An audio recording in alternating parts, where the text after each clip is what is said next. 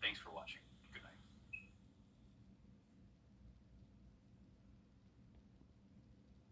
This holiday weekend, the heat index will be up to 110 degrees, and we're also going to see the possibility of some isolated storms that could become strong to severe. I'll have all the details coming up. Right now on News Channel 6 at 7, a house fire on Fury's Ferry Road this morning. We have the latest details on the investigation. Plus, beating the heat, where you can go to stay cool this summer.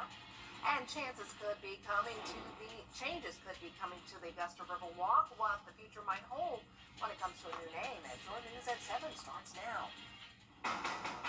Live from Television Park, this is WJBF News Channel 6 at 7.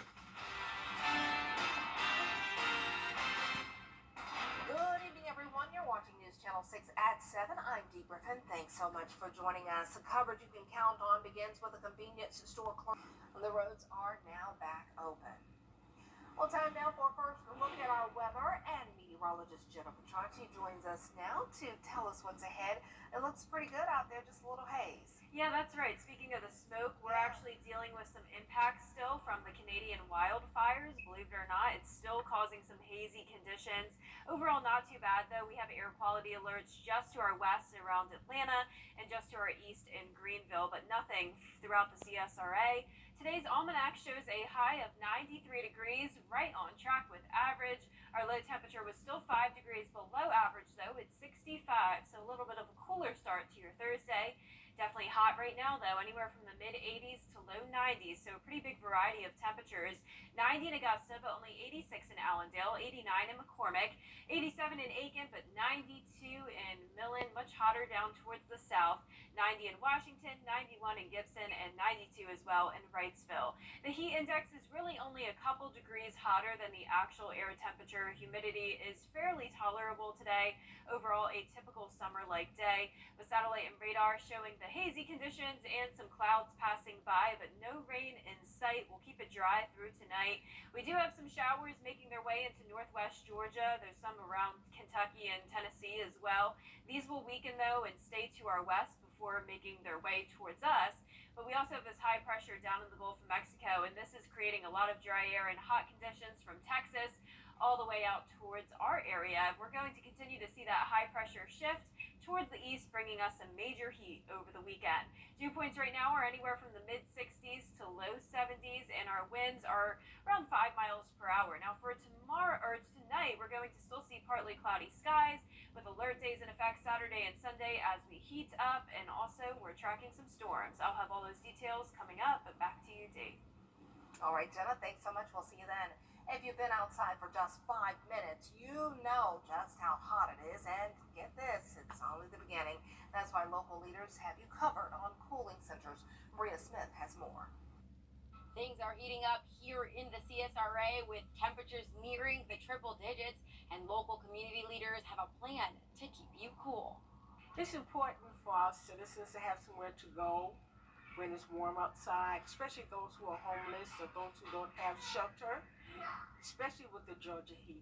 News Channel 6's meteorologists say while Georgia is coming in on the tail of the heat wave many other states have already seen, we still will see the heat index reaching high numbers. Fortunately, if you need to beat the heat in Augusta, there are places you can go.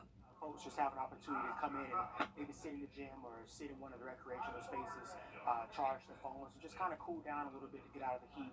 May Park is one of the many available cooling centers in Augusta. We do have citizens who come in and wait for the bus to come in and cool off to sit in. What I see mostly are the homeless. They come in and need somewhere. Once they leave the shelter, they need somewhere to come in. They come in periodically to want to cool off. This coming weekend alone, the heat index is forecasted to reach upwards of 110 degrees. So leaders want to be sure people know where to go. The goal is to get folks out of the heat, out of those damaging temperatures, and into a cool place so they can be safe, they can live a whole life. If you or someone you know might need assistance or just a cool place to be, visit WJBF.com to find out more on the resources available to you. In Augusta, Maria Smith, WJBF, News Channel 6. Augusta's Riverwalk could soon have a way to go. Well, up next, affirmative action for college admissions ends. We'll have more details on what this means when we come back. Hey there, Georgia. I'm Durham. Again, those numbers are 5346 and 0. Good luck and play on, Georgia. It's the perfect time to update your living space with a new sofa and love seat set from Davis Appliance and Furniture. Or update your indoor appliances with no credit needed financing. For the brands you trust at the lowest prices in town, visit us at Davis Appliance and Furniture. People call us all the time. Fix mobile app, powered by the Eichholz Law Firm. It's the perfect time to update your living space with a new sofa and love seat set from Davis Appliance and Furniture. Or update your indoor appliances with no credit needed financing. For the brands you trust at the lowest prices in town, visit us at Davis Appliance and Furniture. In a landmark ruling overturning more than 40 years of legal precedent, the Supreme Court strikes down affirmative action policies. And Wynn has the latest from the Supreme Court. Discrimination still exists in America. We cannot let this decision be the last word. President Joe Biden slamming today's Supreme Court decision, striking down affirmative action admissions policies in higher education, urging colleges and universities not to abandon their pursuit of greater diversity on campus. What I propose for consideration is a new standard, where colleges take into account the adversity a student has overcome when selecting among qualified applicants. The Supreme Court heard two cases challenging the admissions policies at Harvard and the University of North Carolina. The High Court's conservative majority ruled 6-3 to end the use of race as a factor in college admissions. Chief Justice John Roberts writing the majority opinion, saying both schools violated the Equal Protection Clause of the 14th Amendment and therefore must be invalidated. In a fiery dissent, Justice Sonia Sotomayor wrote, "This decision rolls back decades of precedent and momentous progress." You're not allowed to include race, which is such an encompassing part of at least my identity as an underrepresented minority. It makes me feel upset. Roberts clarified that students could still use their experiences about race in admission essays, but schools couldn't use those essays to circumvent today's ruling, saying universities may not simply establish through application essays the regime we hold unlawful. Now we look at the individual student and what they've accomplished, and we can look at what barriers they've overcome.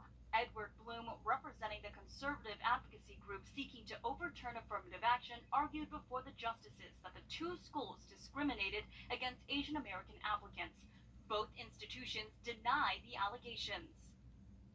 At the end of his address, President Biden was asked whether this Supreme Court has legitimacy, to which he answered, "This is not a normal court." Outside the Supreme Court, Emlyn, ABC News. A Florida deputy was found not guilty of child neglect after fleeing from the Parkland school shooter. Jacqueline Lee has more. Peterson sobbed as the judge read the verdict, hugging his defense team as others looked on in the courtroom. The verdict is in. Scott Peterson, the former Florida Sheriff's deputy and school resource officer accused of failing to confront the Parkland school shooter in February 2018, was found not guilty on all counts, shaking and moved to tears in a Fort Lauderdale courtroom. Peterson was charged with 11 counts, including felony child neglect and culpable negligence. If found guilty, he was facing up to 95 years in prison. 60-year-old Peterson was fired from his job and criminally charged after an internal investigation found that he retreated while students were under attack. He was accused of taking cover instead of taking action to stop the shooter, with surveillance video and police radio transmissions showing him remaining outside as a gunman opened fire. 14 students and 3 staff members were killed in the Marjorie Stoneman Douglas shooting. Peterson is the first law enforcement officer ever to be charged for failing to act during a school shooting. Peterson's defense arguing he didn't hear the gunshots. In the courtroom, some people were shaking their heads as the judge read the jury verdict of not guilty on all counts. Jacqueline Lee, ABC News, New York. Still ahead, record-breaking heat and poor air quality sweep across the nation. We'll have more when we come back.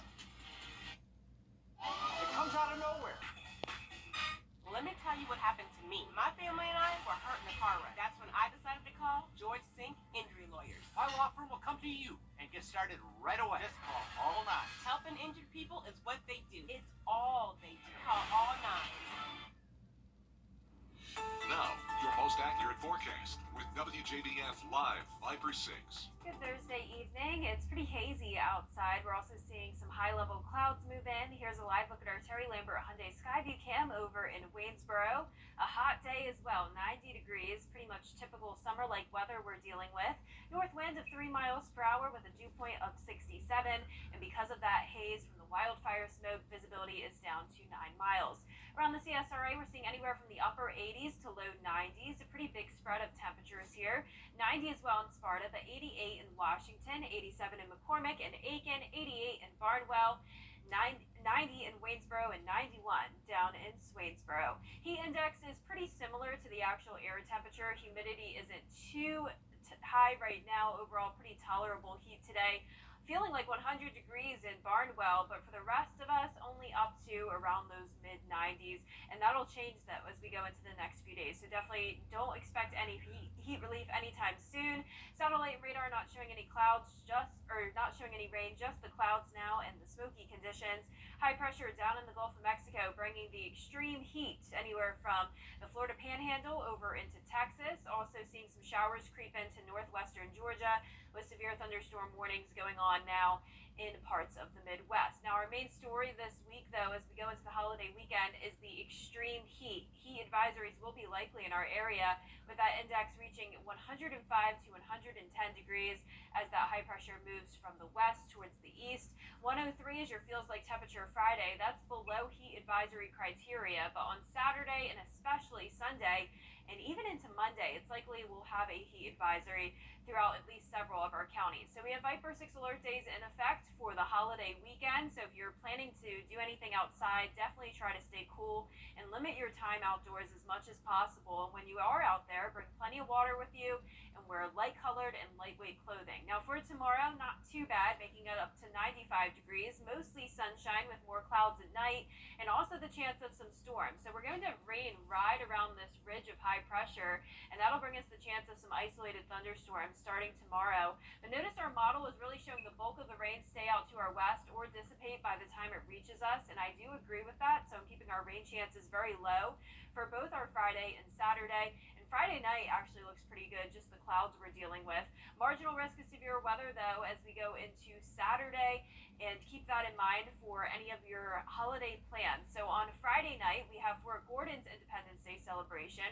Now, as you saw in that model, it really didn't look like we'd see any storms, but it is still possible. And then on Saturday, you'll see a line coming through, really still not looking significant, but with all the heat and all the moisture around, any storms that do fire up could easily become strong to severe, with hail and damaging winds being the biggest concern. Now, for tomorrow, once again, we have that marginal risk for at least half our area, and Saturday marginal for everyone. And for Saturday night, we have the Clarks Hill Lake fireworks show from 9 to 10 p.m. So once again, very warm and humid with the possibility of some isolated storms popping up. Lows tonight will be in the low 70s, highs tomorrow in the mid 90s, and over the next 10 days, we have the Viper 6 alert day, Saturday and Sunday, and more heat and storms into next week. Back to you. All right, thanks so much. Well, the 4th of July is next week, and the holiday can be tough on pets. Dogs, in particular, can be easily frightened by the loud noise and bright lights from fireworks.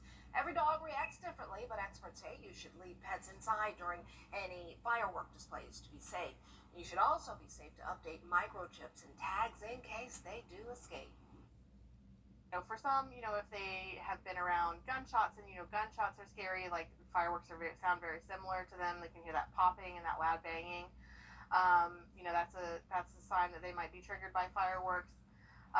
If they're scared of storms, it's likely that they'll also be scared of fireworks. So if you're not sure, but you know your dog is scared of some of these other things, it's probably a good bet that they're going to need a little extra comfort on 4th of July.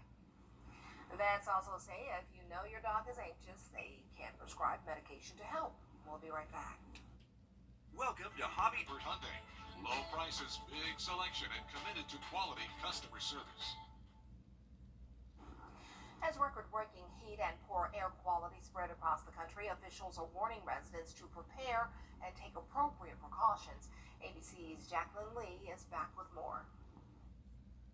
Scorching heat is gripping parts of the United States, with officials blaming it for at least 13 deaths in Texas, calling it unprecedented. A hospital in Houston saying they have a 30% increase in heat-related cases from the same time last year. It's really, really hot. So tomorrow we're actually leaving the country, going to Canada, so we get a break from the weather. The National Weather Service stating that extreme heat events will become more frequent and intense in the coming decades due to climate change. The temperature is even prompting the U.S. Postal Service to allow earlier starting times for letter carriers, after a letter carrier died last week from triple-digit heat. I don't know, it just seems like it's getting hotter and hotter. This as wildfire smoke continues to blanket the U.S., with Canada's worst ever wildfire season continuing to burn. The smoke now moving from the Midwest to the Northeast, delaying the Pirates-Padres game in Pittsburgh today. Experts warn even healthy people may experience airway inflammation, sore throat, and eye irritation. Staying indoors is key. It definitely reduces your exposure. You keep windows closed. Try to have a air purifier that you can run in a safe room that will allow you to also circulate the air in a cleaner fashion. Experts say an N95 mask helps with exposure to poor air quality. As for the extreme heat, officials advise residents to stay indoors if possible. Jacqueline Lee, ABC News, New York. Up next, after 28 years, a chimp finally sees the sky. We'll have that story when we come back. It's the spring into events by with Zero Down. Hurry to Malcolm Cunningham Chevrolet. Malcolm Cunningham, we make it easy. A 28-year-old chimpanzee seeing the open sky for the first time in her life. Vanilla was rescued from a New York biomedical research facility where she lived inside a small cage. She was then moved to a wildlife sanctuary, and she was kept in a larger enclosure but never was able to see the open sky. All that changed. Vanilla and her sister Shake, Vanilla Shake, get it, now have a new island home at Save the Chimps in Fort Pierce, Florida, and she couldn't be happier, as you can see. That's so cool. Aw, I can't believe they never saw the sky. Wow. Wow. Well, we're going to see some isolated storms this weekend, but the main story is the heat. We're going to have a heat index up to 110 degrees, so Wjbf 6 alert days for your Saturday and Sunday. And Friday and Monday will be nearly just as hot as